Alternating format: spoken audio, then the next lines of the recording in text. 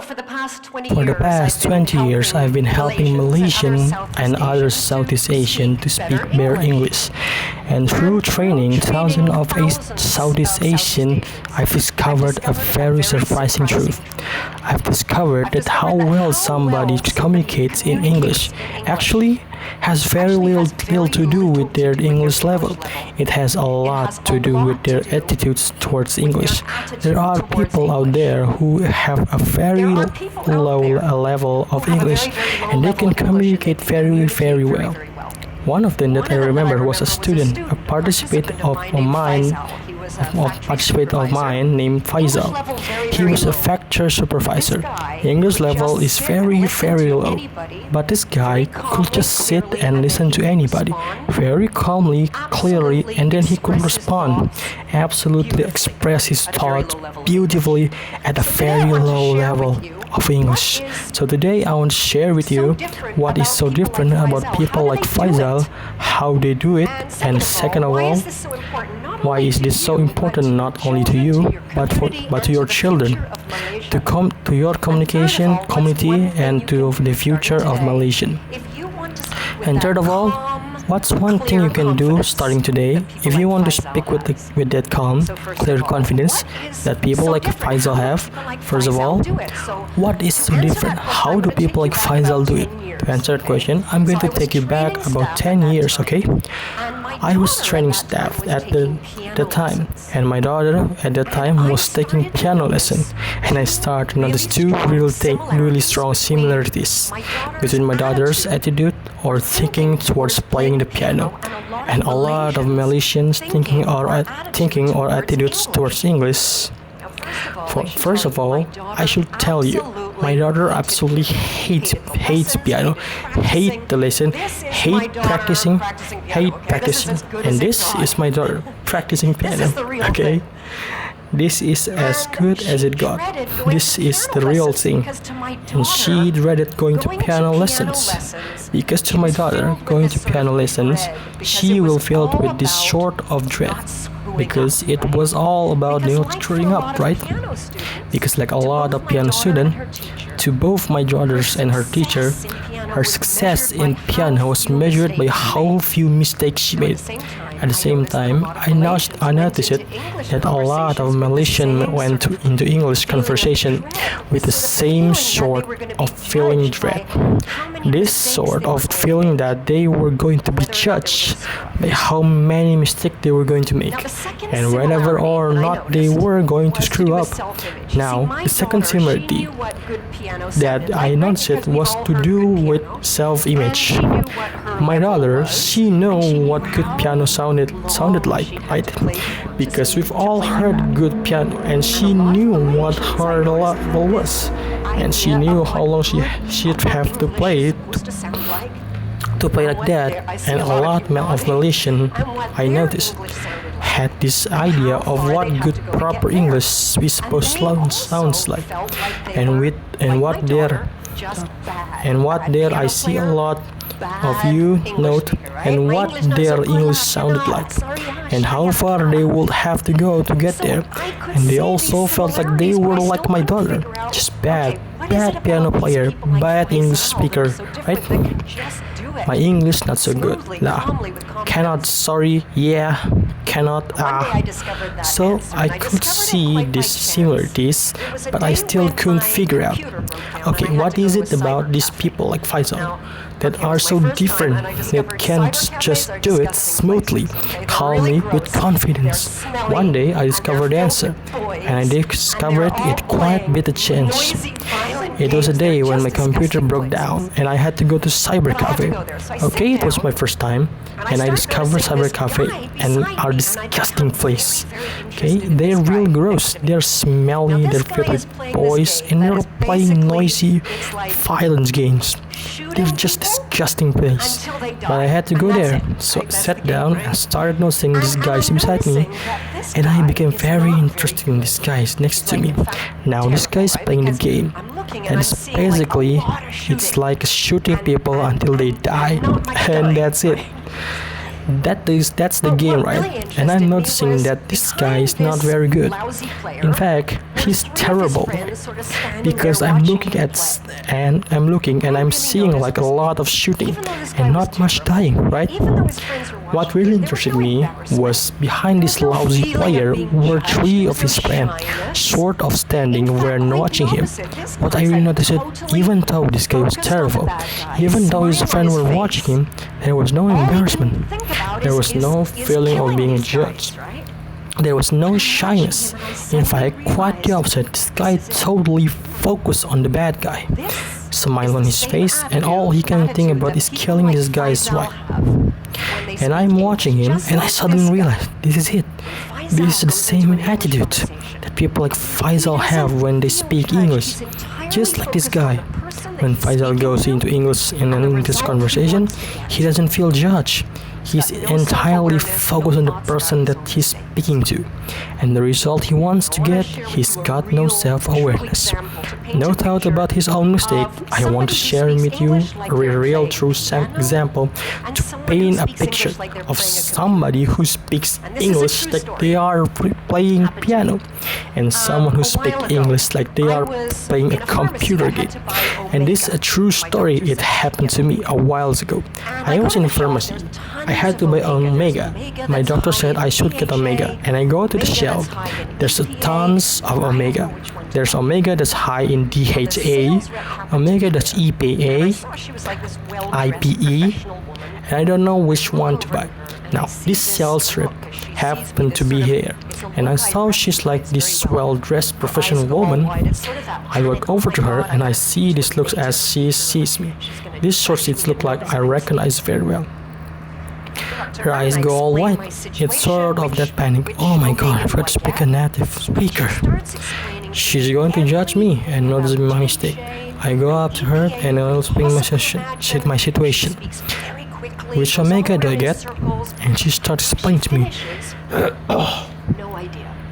everything about DHA and IPA you could possibly imagine. She speaks very quickly, goes all around in a circle, and when she finishes, no idea what to buy.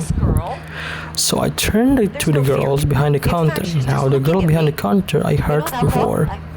English level is very low.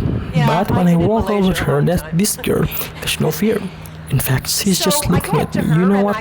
You know that look? Yeah. Like, yeah. Okay, so how? Yeah. I've been in Malaysia a long time. So I go up to her and I explain the problem. EPA, IPA, and DHA. She looks at me, she says, okay, yeah. EPA for heart, DHA for brain. Your heart okay or not? So I said, yeah. I said my heart is really. I think it's pretty good. She said, your brain okay or not? I said, no, my brain is not okay. It's good as it used to be. She looks and say, okay lah, you took Omega DHA. Problem solved, right? We've got two different kinds of communicators here. We've got the one who's got a high level but totally focused on herself and getting it right, and therefore very ineffective. We've got another one, low level, totally focused on the person she's talking to and getting a result effectively. In therein lies indifference. Now, why is this distinction so important, not just to you, to your children, but to the future of Malaysia and countries like Malaysia? And answer that, let's take a look at who actually speaking English in the world today, okay? So if we look at all the English conversation in the world taking place right now on planet Earth, you will see that for every native speakers like me, there are 5 non-native speakers, and we are listening to every conversation in English on planet Earth right now. We would notice that 96% of those conversation involved non-native English speaker. Only 4% those conversations are native speakers to native speakers. It's not my language anymore. This language belongs to you. It's not an art to be mastered. It's just a tool to use to get result. And I want you to give a real-life example of what English is today in the world. Real English. This is another true story. I was at a barbecue a little while ago This was a barbecue for engineers. Engineers from all over the world, and they were making hot dogs. Some of the hot dogs were regular hot dogs, and some were this cheese hot dog. You know, with the cheese in the middle. A French engineer is cooking a hot dog, and he turns to the Korean engineer, and he say, "Would you like a hot dog?" The Korean guy say, "Yes, please." He say, "Do you want the cheese?" And the Korean guy look around the table. I say, "I know sea cheese. I know sea cheese." The French guy said, "No.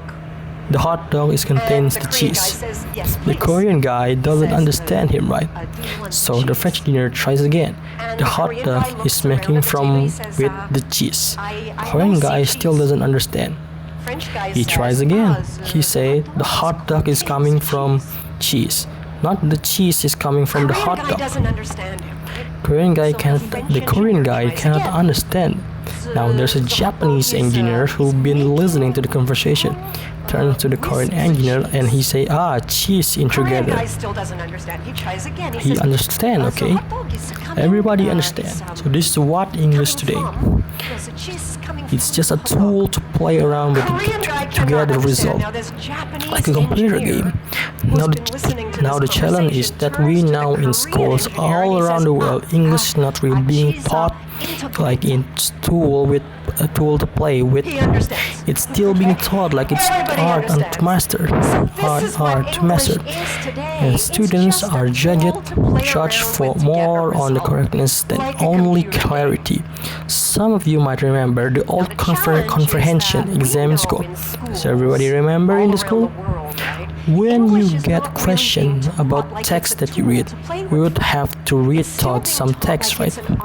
And the answer of a question to show you that you understood the text.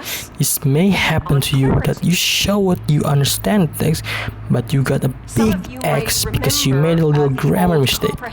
Like the student. The students clearly understand the paragraph 4, but no, not correct because he left the letter N off the word in environment. But in the world, what would matter is did you understand email or did you understand your customers so that you can go ahead and take action? Now the problem that I see here over and over is that people take the attitudes they develop by English in school and they bring it into their adult life and into their work.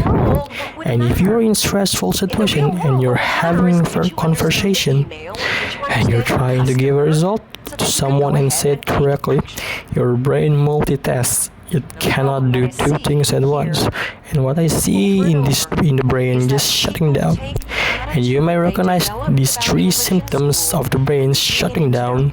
The first one is that your listening goes. Someone is talking to you and you're so busy thinking about how you're going to respond and express yourself correctly. You don't actually hear what the other person said, and I can see a lot of nodding in the audience. The second thing is to go is your speaking. Your mind sort of shut down, and that vocabulary you do now just disappeared, and the words don't come out. The third thing to go is your confidence. The worst thing about this is you may only be unconfident because you cannot express yourself clearly.